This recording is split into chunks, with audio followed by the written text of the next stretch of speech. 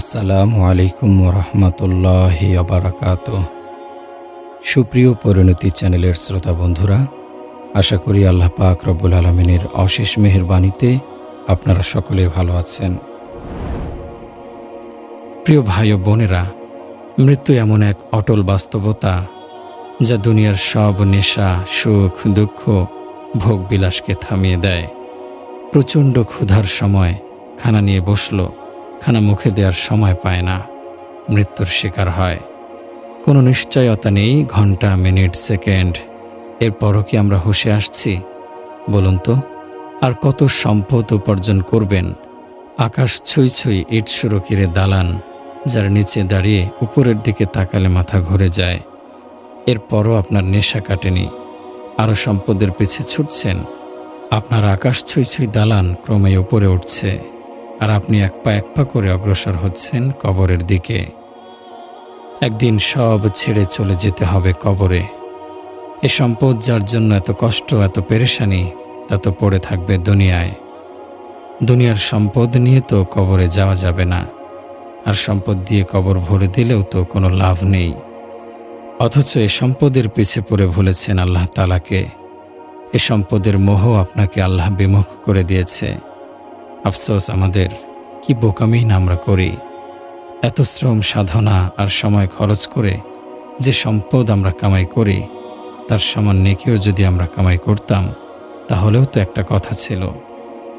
আখিরাতের ভাবনা তো করা প্রয়োজন। এ খেল তামাশার জীবনে আখিরাতের কথা আমরা তো ভুলেই গেছি। আমাদের তো ভাবা উচিত যে আমরা কি করছি। আরে ভাই, নিজেকে সুন্দরভাবে সজ্জিত করার জন্য দামি পোশাক ক্রয় করছি। আমি তো ভাবি না আমার কাফনের কাপড়ও তৈরি হয়ে আছে। একদিকে মজাদার খাবার খেয়ে খেয়ে মজে আছেন, আর অন্যদিকে কবরে পোকা আপনাকে খাওয়ার জন্য অপেক্ষায় আছে। আমরা যদি ভাবতাম যে আমার যে স্বজনটি মারা গেল, যে প্রতিবেশী লাশ হয়ে খাটিয়ায় শুয়ে আছে, কেন?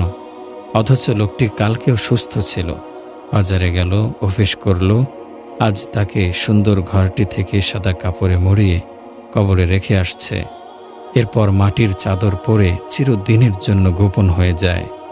নিজের অস্তিত্ব এমনভাবে মুছে যায় যে একসময় কেউই তা মনেই রাখে না। একসময় আপনাকে ভুলে যাবে সন্তান, আপনার কবরের চিহ্নও থাকবে না। বড় বড় কবরস্থানে গিয়ে দেখুন, এমন শত শত কবর পড়ে আছে যেগুলোর বয়স কয়েক শতাব্দী, কিন্তু সেসব কবরে একদিন ফাতিহা পড়ারও লোক নেই। কবরওয়ালার স্বজন হয়তো বংশানুক্রমে আছে, কিন্তু মৃত ব্যক্তির জন্য একটু সময় তাদের হাতে কোথায়? এই তো বাস্তবতা। ভুলে যাওয়াই এ জগতের স্বাভাবিকতা। এ বাস্তবতায় স্বাভাবিকতাটাই আমরা মাথায় প্রবেশ করাই না। আমার সামনে মানুষটা মরে গেলে লাশ কাঁধে নিয়ে কবরস্থানে গেলাম, নিজের হাতে কবরে শুয়ে রেখে আসলাম।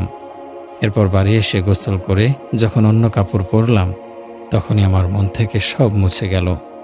আবার গা ভাসিয়ে দিলাম দুনিয়াদারিতে। অথচ একটি মৃত্যু শত শত মানুষের নসিহতের জন্য যথেষ্ট ছিল, যদি গ্রহণ করত। হযরত আবু উমামা বাহিলী রাদিয়াল্লাহু আনহু বর্ণনা করেন যে সালাবাহ ইবনে হাতেব নামক এক ব্যক্তি রাসূলুল্লাহ সাল্লাল্লাহু আলাইহি ওয়াসাল্লামের খিদমতে হাজির হয়ে আবেদন করল, হে আল্লাহ তাআলার রাসূল, আপনি আল্লাহ তাআলার কাছে আমার জন্য দোয়া করুন যাতে আমি ধনী হয়ে যাই। রাসূলুল্লাহ সাল্লাল্লাহু আলাইহি ওয়াসাল্লাম সালাবারের কথা শুনে বলেন, তাহলে কি তোমার কাছে আমার তরিকা পছন্দ নয়? তুমি কি আল্লাহ তাআলার নবীর আদর্শের উপর থাকতে আগ্রহী নও? এরপর রাসূলুল্লাহ সাল্লাল্লাহু আলাইহি ওয়াসাল্লাম বলেন, শোনো হে সালাবা, সে পবিত্র সত্তার কসম যার আয়ত্তাধীন আমার জীবন, যদি আমি ইচ্ছা করতাম তাহলে পাহাড়সমূহ সোনার পায়ে পরিণত হয়ে আমার সাথে সাথে ঘুরত, কিন্তু এমন ধনী হওয়া পছন্দনীয় নয়। এরপর সালাবাহ বলল, যে পবিত্র সত্তা আপনাকে সত্য নবী বানিয়ে পাঠিয়েছেন তার কসম, যদি আপনি দোয়া করেন এবং আল্লাহ তাআলা আমাকে ধন সম্পদ দান করেন, তাহলে অবশ্যই আমি প্রত্যেক হকদারকে তার হক ও প্রাপ্য পৌঁছে দেব এবং আরও অন্যান্য নেক কাজও করব। এরপর রাসূলুল্লাহ সাল্লাল্লাহু আলাইহি ওয়াসাল্লাম দোয়া করেন, আয় আল্লাহ, সালাবাকে সম্পদ দান করুন। রাসূলুল্লাহ সাল্লাল্লাহু আলাইহি ওয়াসাল্লাম এই দোয়াটুকুই করেন। এরপর থেকে সালাবার সম্পদের ব্যাপক বৃদ্ধি শুরু হয়। অল্প কয়েকদিনের মধ্যে তার ভেড়া বকরি উট এমনভাবে বৃদ্ধি পেল যে মদিনায় তার বসবাসের স্থানটি সংকীর্ণ হয়ে যায়। তখন সে মদিনার বাইরে একটি বড় জায়গা নিয়ে বসবাস করতে থাকে। সালাবা এখানে আসার পর থেকে শুধু জোহর ও আসর এই 2 ওয়াক্ত নামাজ মদিনায় এসে রাসূলুল্লাহ সাল্লাল্লাহু আলাইহি ওয়াসাল্লামের সাথে জামাতে আদায় করত, আর বাকি নামাজগুলো তার বাসস্থানেই পড়ে নিত। একসময় তার ছাগল ভেড়ার পাল আরও বৃদ্ধি পেল, যার ফলে সে জায়গাটিতেও তার জন্য সংকুলন হয় না। তাই সে মদিনা শহর থেকে আরও দূরে গিয়ে বিশাল এক জায়গা নিয়ে বসবাস শুরু করে।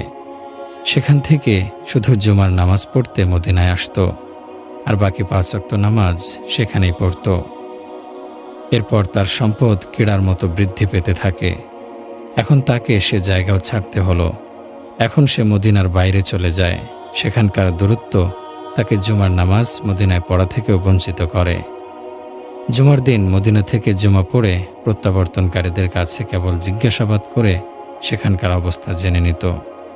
কিছুদিন পর রাসূলুল্লাহ সাল্লাল্লাহু আলাইহি ওয়াসাল্লাম লোকদের কাছে সালাবা সম্পর্কে জানতে চাইলে তারা বলল যে তার মালামাল এত বেশি বৃদ্ধি পেয়েছে যে শহরের কাছাকাছি কোথাও তার সংকলন হয় না। ফলে মদিনার সীমানা ছেড়ে বহু দূরে এক স্থানে বসবাস করছে। এখন আর তাকে দেখা যায় না। রাসূলুল্লাহ সাল্লাল্লাহু আলাইহি ওয়াসাল্লাম এ কথা শুনে বলেন, সালাবার প্রতি আফসোস, সালাবার প্রতি আফসোস। এর কিছুদিন পরই সদকা আদায় করা সম্পর্কে আয়াত নাজিল হয়। খুজমিন আমওয়ালিহিম সাদাকাতান তুতাহহিরুহুম ওয়া তুযাক্কিহিম বিহা ওয়া সাল্লি আলাইহিম ইন্না সলাতাকা সাকানুল লাহুম। আপনি তাদের ধন সম্পদ থেকে সদকা গ্রহণ করুন, যার দ্বারা আপনি তাদেরকে পাক পবিত্র করে দেন, এবং তাদের জন্য দোয়া করুন। নিশ্চয়ই আপনার দোয়া তাদের জন্য শান্তির কারণ। আল্লাহ তাআলা মুসলমানদের জন্য সাদকার যথাযথ আইন নাজিল করেন। রাসূলুল্লাহ সাল্লাল্লাহু আলাইহি ওয়াসাল্লাম 2 লোককে মুসলমানদের কাছে থেকে সাদাকা আদায় করার জন্য পাঠালেন এবং 2জনের কাছে লিখিত ফরমান দিয়ে দেন। রাসূলুল্লাহ সাল্লাল্লাহু আলাইহি ওয়াসাল্লাম তাদের বলে দেন, তোমরা সালাবার কাছে যাও। এছাড়া বনি সুলাইম গোত্রের আরও 1 লোকের কাছে যাবার হুকুম দেন। তাদের কাছ থেকে সাদাকা উসুল করার আদেশ দেন। তারা উভয়ে যখন সালাবার কাছে গিয়ে পৌঁছল এবং রাসূল সাল্লাল্লাহু আলাইহি ওয়াসাল্লামের লিখিত ফরমান দেখালো, সালাবা তখন বলতে থাকে, এ তো জিজিয়া কর হয়ে গেল, এ তো জিজিয়া কর হয়ে গেল, এ তো জিজিয়ার মতোই আরেকটা। এরপর সালাবা বলে, এখন আপনারা যান, ফেরার পথে এদিকে হয়ে যাবেন। এরপর লোক দুটি সুলাইম গোত্রের লোকটির কাছে গেল।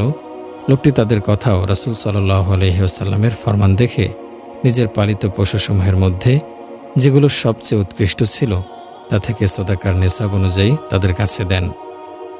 রাসূল সাল্লাল্লাহু আলাইহি ওয়াসাল্লামের প্রেরণ করা লোক 2জন পশুগুলো দেখে বলে, আপনার উপর এত সুন্দর উৎকৃষ্ট পশু সদকা করা ওয়াজিব নয়, এবং আমরাও আপনার কাছ থেকে এগুলো নিতে পারি না। সুলাইম গোত্রের লোকটি বিনয়ের সাথে বলে, এগুলো আমি খুশি হয়ে দিয়েছি। এরপর উসুলকারী অন্যান্য মুসলমানদের কাছে থেকে সদকা উসুল করে সালাবার কাছে আসলো এবং তার কাছে পুনরায় সদকার কথা বলে। তখন সালাবা বলে, দাও দেখি, সদকার আইনগুলো একটু পড়ে দেখি কি লেখা আছে। তা দেখে সে পূর্বের মতোই বলতে থাকে, এটা তো একরকম জিজিয়া করই। যা হোক, আপনারা এখন চলে যান, আমি চিন্তা ভাবনা করে দেখি। লোক দুটি রাসূল সাল্লাল্লাহু আলাইহি ওয়াসাল্লামের খিদমতে হাজির হলো। রাসূল সাল্লাল্লাহু আলাইহি ওয়াসাল্লাম তাদের কুশল জিজ্ঞেস না করেই বলতে লাগলেন, ইয়া ওয়াইহা সালাবা, সালাবার প্রতি আফসোস। এভাবে 3 বার বলেন। এরপর সুলাইমের প্রতি সন্তুষ্ট হয়ে তার জন্য দোয়া করেন। এরপর তারা 2জন সালাবা ও সুলাইমের সাথে যা হয়েছে তা বলল। তখনই সালাবা সম্পর্কে এ আয়াত নাজিল হয়, ওমিনহুম মান আহাদাল্লাহা লাইন আতানা মিন ফাদলিহি লানাসসাদ্দাকান্না ওয়া লানাকুনান্না মিনাস সালিহিন ফালাম্মা আতাহুম মিন ফাদলিহি বাখিলু বিহি ওয়া তাওয়াল্লাউ ওয়া হুম মুরিদুন ফাআকাবাহুম নিফাকান ফি কুলুবিহিম ইলা ইয়াউমি ইয়ালকাউনাহু বিমা আখলাফুল্লাহা মা ওয়াআদুহু ওয়া বিমা কানু ইয়াকযিবুন। অর্থাৎ তাদের মধ্যে কোনো কোনো লোক এমন আছে যারা আল্লাহ তাআলার সাথে ওয়াদা করেছিল যে আল্লাহ যদি তাদের ধন সম্পদ দান করেন তাহলে তারা দান খয়রাত করবে এবং উম্মতের সৎকর্মশীলদের অন্তর্ভুক্ত হবে। এরপর আল্লাহ তাদেরকে সে অনুগ্রহে সম্পদ দান করেন, তখন কার্পণ্য করতে থাকে এবং আল্লাহ ও রাসূলের আনুগত্য বিমুখ হয়ে গেল। তারপর এরই পরিণতিতে তাদের অন্তরে মুনাফিকি স্থান করে নিল, সেদিন পর্যন্ত যেদিন তারা তার সাথে গিয়ে মিলবে। তাই এজন্য যে তারা আল্লাহ তাআলার সাথে কৃত ওয়াদা লঙ্ঘন করেছে এবং এজন্য যে তারা মিথ্যা কথা বলতো। এই আয়াত যখন নাজিল হয় তখন সালাবার কতিপয় আত্মীয় স্বজন সে মজলিসে উপস্থিত ছিল। তাদের মধ্য হতে একজন সঙ্গে সঙ্গে সালাবার কাছে গিয়ে সংবাদ দিল। সালাবাকে ভৎসনা করে বলে, তোমার সম্পর্কে কোরআনের আয়াত নাজিল হয়ে গেছে। এ কথা শুনে সালাবা উদ্বিগ্ন হয়ে গেল এবং তৎক্ষণাৎ রাসূল সাল্লাল্লাহু আলাইহি ওয়াসাল্লামের দরবারে উপস্থিত হয়ে আবেদন করল, ইয়া রাসূলুল্লাহ সাল্লাল্লাহু আলাইহি ওয়াসাল্লাম, আমার সদকা গ্রহণ করুন। রাসূল সাল্লাল্লাহু আলাইহি ওয়াসাল্লাম বলেন, আল্লাহ তাআলা আমাকে তোমার সদকা কবুল করতে নিষেধ করেছেন। সালাবা এই কথা শুনে নিজের মাথায় নিজে মাটি নিক্ষেপ করতে থাকে। এরপর রাসূল সাল্লাল্লাহু আলাইহি ওয়াসাল্লাম বলেন, এটা তো তোমার নিজেরই কর্মফল। আমি তোমাকে হুকুম করেছিলাম, তুমি তা পালন করনি। এখন তোমার সাদাকা কবুল হতে পারে না। তার কিছুদিন পর রাসূল সাল্লাল্লাহু আলাইহি ওয়াসাল্লামের ওফাত হয়ে যায়। হযরত আবু বকর রাদিয়াল্লাহু আনহু খলিফা হলেন। সালাবা হযরত আবু বকর রাদিয়াল্লাহু আনহুর কাছে এলো, আবেদন করল সাদাকা গ্রহণ করার জন্য। সিদ্দিক আকবর রাদিয়াল্লাহু আনহু বলেন, আল্লাহ তাআলার রাসূল সাল্লাল্লাহু আলাইহি ওয়াসাল্লাম স্বয়ং যেটা কবুল করেননি তা আমি কিভাবে কবুল করব। হযরত আবু বকর রাদিয়াল্লাহু আনহুর ওফাতের পর দ্বিতীয় খলিফা হযরত ওমর রাদিয়াল্লাহু আনহুর খিদমতে সালাবা তার সাদাকা গ্রহণ করার আর্জি পেশ করল। ওমর রাদিয়াল্লাহু আনহু হযরত আবু বকর রাদিয়াল্লাহু আনহুর মতোই উত্তর দেন। এরপর হযরত ওসমান রাদিয়াল্লাহু আনহুর খেলাফতকালে সে একই আবেদন করে। ওসমান রাদিয়াল্লাহু আনহু তার সাদাকা গ্রহণ করতে অস্বীকার করেন। হযরত ওসমান রাদিয়াল্লাহু আনহুর খেলাফতকালেই তার মৃত্যু হয়। এ হলো দুনিয়ার সম্পদের অপকারিতা। দুনিয়ার সম্পদ মানুষকে আল্লাহ বিমুখ করে দেয়, গাফেল করে দেয়। সম্পদের পিছে ছুটতে ছুটতে দিন ভুলে যায়, নামাজ রোজা ভুলে যায়। সম্পদের যে ইবাদত সেটি হলো যাকাত। সম্পদওয়ালারা তাও দিতে চায় না যদি সম্পদ কমে যায়। আরে ভাই, সম্পদ তো আপনার নয়, আপনাকে আল্লাহ পাক তা দিয়েছেন, এটার মালিক আল্লাহ। আল্লাহ যদি ইচ্ছা করেন মুহূর্তে সম্পদ আপনার কাছ থেকে কেড়ে নিতে পারেন। এ দুনিয়ার কত সম্পদওয়ালাকে দেখেছি কয়েকদিনের ব্যবধানে পথের ফকির হয়ে যেতে। সম্পদ তো গেছেই, এখন ঋণের বোঝা মাথায় নিয়ে পাগলের মতো ঘুরছে। ভাই, এসবই আল্লাহ তাআলার নিয়ামতের নাশকরির কারণে হয়। আল্লাহ তাআলার দেয়া জান, আল্লাহ তাআলার দেয়া মাল আল্লাহ তাআলার পথে ব্যবহার করতে হবে, তাহলেই তো আমরা বরকতময় জীবনের সন্ধান পাব। আল্লাহ আমাদের কবুল করুন, আমিন। প্রিয় ভাই ও বোনেরা, এই দুনিয়া আল্লাহ রব্বুল আলামিন অতুলনীয় করে সৃষ্টি করেছেন, কিন্তু আল্লাহ তাআলার কাছে এই দুনিয়ার কোনো মূল্য নেই। যেদিন থেকে দুনিয়া সৃষ্টি করেছেন সেদিন থেকে আল্লাহ দুনিয়ার দিকে চোখ তুলে তাকাননি। আল্লাহ পাক রব্বুল আলামিন দুনিয়ার সকল সম্পদ ভাণ্ডার চাবিসহ তার প্রিয় হাবিব সাল্লাল্লাহু আলাইহি ওয়াসাল্লামের সামনে পেশ করেছিলেন। প্রিয় নবী সাল্লাল্লাহু আলাইহি ওয়াসাল্লাম যদি তা গ্রহণ করতেন তাহলে আল্লাহ তাআলার অনন্ত ভাণ্ডারের এক বিন্দু পরিমাণও কমতি আসত না। কিন্তু প্রিয় নবী সাল্লাল্লাহু আলাইহি ওয়াসাল্লাম তা গ্রহণ করেননি। তিনি ভেবেছেন দুনিয়াকে গ্রহণ করলে আল্লাহ তাআলার হুকুমের খেলাফ হবে। আল্লাহ তাআলার কাছে যা ঘৃণ্য তাকে ভালোবাসা যাবে না। মহান মালিক যে দুনিয়া সৃষ্টি করে তার দিকে একবারও নজর দেননি, দূরে নিক্ষেপ করেছেন, সে বস্তুকে তুলে নেওয়া উচিত হবে না। এ দুনিয়া পরীক্ষার স্থান। দুনিয়ার সবই আমাদের জন্য পরীক্ষা স্বরূপ। এজন্যই আল্লাহ তাআলা তার প্রিয় বান্দাদেরকে পরীক্ষার উদ্দেশ্যে দুনিয়া দান করেননি। আর অকৃতজ্ঞদের জন্য দুনিয়ার সম্পদ ঢেলে দিয়েছেন, তাদেরকে ধোঁকাগ্রস্ত করার জন্য। তাই তো ধোঁকাগ্রস্তরা এ দুনিয়ার শক্তি ও প্রাচুর্যের বলে নিজেদেরকে অন্যদের ওপর মর্যাদাবান মনে করে। তারা ভুলে যায় জগতের শ্রেষ্ঠ মর্যাদাবান প্রিয় রাসূল সাল্লাল্লাহু আলাইহি ওয়াসাল্লাম ছিলেন। তিনি দুনিয়ার সম্পদ গ্রহণ করেননি। তিনি ক্ষুধার যাতনায় পেটে পাথর বেঁধেছিলেন। ক্ষুধা ছিল তার নিত্যদিনের সঙ্গী। ইমাম গাজ্জালী রহমতুল্লাহি আলাইহির কিতাবে আমি পেয়েছি রাসূল সাল্লাল্লাহু আলাইহি ওয়াসাল্লাম বলতেন, ক্ষুধা আমার তরকারি, আল্লাহ তাআলার ভয় আমার বৈশিষ্ট্য, পশম আমার পোশাক, চন্দ্র আমার প্রদীপ, 5 যুগল আমার সাওয়ারি, আর আমি শূন্য হাতে রাত্রি যাপন করব। নিঃস্ব অবস্থায় আমার সকাল হবে, অথচ পৃথিবীতে আমার চেয়ে ধনী আর কেউ নেই। ইমাম গাজ্জালি রহমতুল্লাহি আলাইহি লেখেন, আল্লাহ তাআলা যখন হযরত মূসা আলাইহিস সালাম ও হযরত হারুন আলাইহিস সালামকে ফেরাউনের কাছে পাঠিয়েছিলেন, তখন তাদেরকে বলেছিলেন, ফেরাউনের জাগতিক প্রভাব প্রতিপত্তি যেন তোমাদেরকে ভীত না করে। তার ভাগ্য তো আমার হাতে, সে আমার হুকুম ছাড়া কিছুই করতে পারবে না। তার ভোগবিলাসের উপকরণ দেখেও যেন তোমরা বিস্মিত হইও না, কারণ তা হলো অহংকারীদের সৌন্দর্যের ক্ষণস্থায়ী উপকরণ মাত্র, ক্ষণস্থায়ী দুনিয়ার সুখভোগের সামান। তোমরা যদি তা চাও, তাহলে আমি তোমাদেরকে এমনভাবে দুনিয়ার সুখ সৌন্দর্যের অধিকারী করে দেব, যা দেখলে ফেরাউনও তোমাদের শক্তির সামনে নিজেকে শক্তিহীন মনে করবে। কিন্তু আমি তোমাদেরকে এ থেকে ফিরে আসতে বলি, দুনিয়াকে তোমাদের থেকে দূরে রাখতে চাই। আমি আমার প্রিয়দের সাথে এরকম ব্যবহারই করি। আমি তাদেরকে দুনিয়ার সুখের উপকরণাদি থেকে দূরে সরিয়ে রাখি, যেভাবে কোনো রাখাল তার বকরি পালকে বিপজ্জনক চারণভূমি থেকে দূরে রাখে। আমার অলিদের সে প্রভাব জাঁকজমক হতে দূরে রাখি, তা তাদের জন্য কল্যাণকর, যাতে তারা তাদের জন্য আমার পক্ষ হতে নির্ধারিত নিয়ামতসমূহের পূর্ণাঙ্গ অধিকারী হতে পারে। কারণ তারা আমার ভয়ে, আমাকে ভালোবেসে নিজেদেরকে দারিদ্রতা, ভয়, বিনয় ও তাকওয়ার দ্বারা সজ্জিত করে। মূলত এ তাদের পোশাক, এ তাদের সৌন্দর্যের চাদর, তাদের জন্য নাজাতের ওসিলা। এক বুজুর্গ বলেন, আউলিয়ায়ে কেরাম, ওলামায়ে হক্কানি ও আল্লাহ তাআলার পথের মুসাফিরগণ যখন জানতে পারেন যে মহান রব্বুল আলামিন দুনিয়াকে ঘৃণা করেন, রাসূল সাল্লাল্লাহু আলাইহি ওয়াসাল্লামও দুনিয়াকে প্রত্যাখ্যান করেছিলেন এবং সাহাবায়ে কেরামগণকেও দুনিয়ার ফিতনা সম্পর্কে সাবধান করেছিলেন, তারা প্রয়োজনবশত কিছু খেয়েছেন আর পরকালের জন্য প্রেরণ করেছিলেন প্রচুর পরিমাণে নেক আমল। সাহাবায়ে কেরামগণ দুনিয়াতে ততটুকুই গ্রহণ করেছিলেন যতটুকু না হলে চলে না।